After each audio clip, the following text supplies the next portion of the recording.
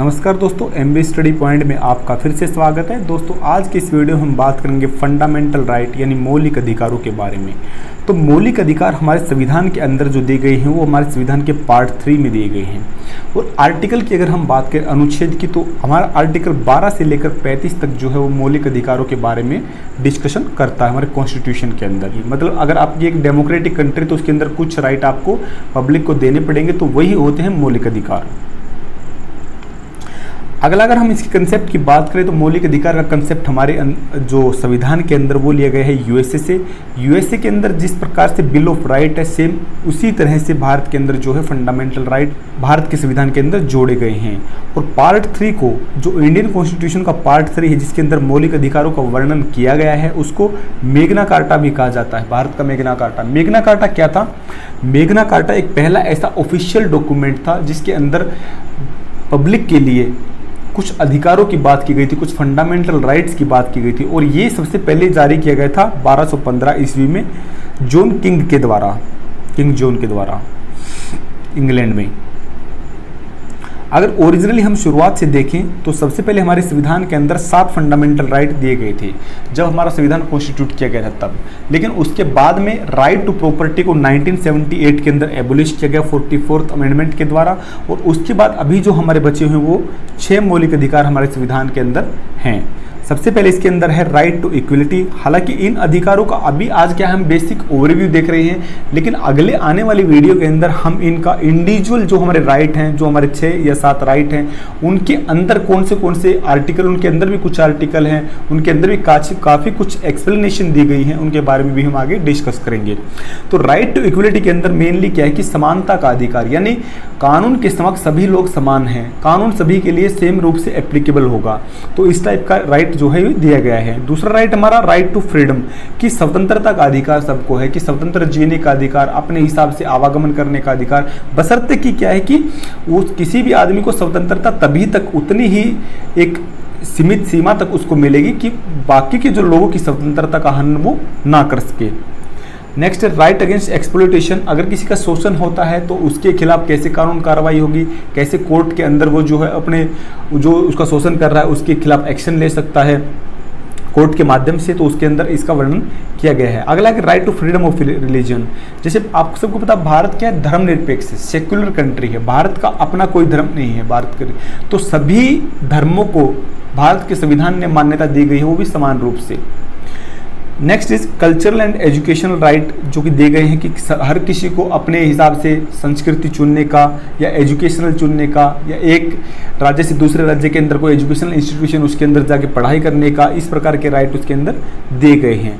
Next right to constitutional remedy, कि अगर मान लो आपके किसी मौलिक अधिकार का ही हनन हो रहा है तो उसके बाद में आप सुप्रीम कोर्ट के अंदर जाए कैसे उसको डिफेंड करोगे, यानी संवैधानिक उपचारों का अधिकार इसको हिंदी में बोला जाता है, तो वो इसके अंदर दिया गया है हमारा छठा राइट। और राइट टू प्रॉपर्टी जैसा हमने आपको बताया था 1978 के अंदर इसको एबोलिश किया गया था 44th amendment of the constitution के द्वारा। नेक्स्ट आता हमारा फीचर ऑफ फंडामेंटल राइट, यानी इसके मेन सैलिएंट फीचर क्या क्या हैं। तो सबसे पहले ये है कि ये जो फंडामेंटल राइट हैं ये क्या है कि भारत की नागरिकता जिसके पास है उसके लिए तो पूरी रूप से एप्लीकेबल हैं, वो क्या है कि इनको अवेल कर सकता है। लेकिन जो हमारे जैसे एनआरआई हो गए या जो हमारे फॉरेनर हो गए, वो क्या है कि इन सारे अधिकारों का उपयोग नहीं कर सकता, उनके ऊपर कुछ रिस्ट्रिक्शन है। जिस प्रकार से अगर हम बात करें एम्प्लॉयमेंट इन पब्लिक ऑफिस, कुछ हमारे जैसे ऐसे ऑफिस हैं, जैसे कोई हाई कोर्ट का जज किसी को बनना है या किसी को यहाँ पे चुनाव लड़ना है, तो वो फॉरेनर के अगर किसी के पास नागरिकता तो वो आके यहाँ चुनाव नहीं लड़ सकता। लेकिन भारतीयों के पास, जिसके पास भारत की नागरिकता है पूर्ण रूप से, तो उसको ये सारे अधिकार दिए गए हैं। अगला कुछ ऐसे अधिकार जो फॉरेनर को भी दिए गए, जैसे protection of life and personal liberty, कि अगर मान लो भारत के अंदर रह रहे हैं, भारत के अंदर किसी रूप से काम कर रहे हैं, जैसे एम्बेसडर वगैरह हैं या किसी मंत्रालय में काम कर रहे हैं या कोई और कॉरपोरेशन एमएनसीज वगैरह में काम कर रहे हैं, तो उनको भी कुछ फंडामेंटल राइट यहाँ पे दिए गए हैं।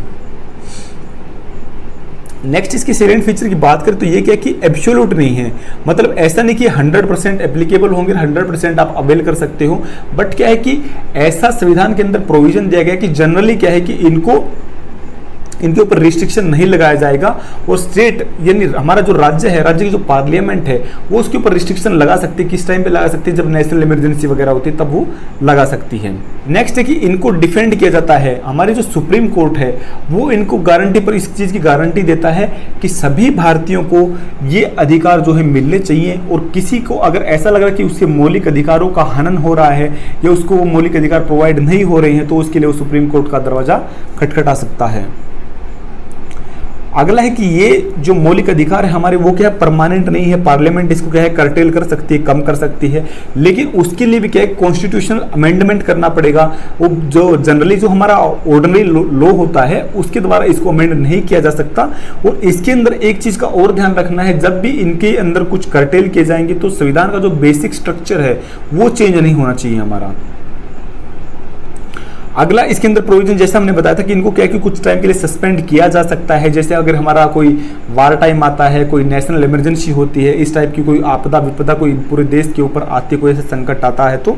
लेकिन क्या है कि इंटरनल अगर कोई इमरजेंसी होती है, कोई जैसे कोई छोटा मोटा विद्रोह होगा तो उस टाइम पे इनको जो है ज़्यादा रिस्ट्रिक्ट नहीं किया जाता है।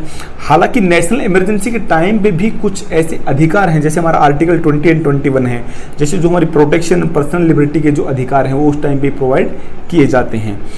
नेक्स्ट वीडियो में हमारा जो है जो डिटेल में हम देखें कि जो 6 मौलिक अधिकार हमारे दिए गए हैं इसके अंदर में क्या दिया गया है।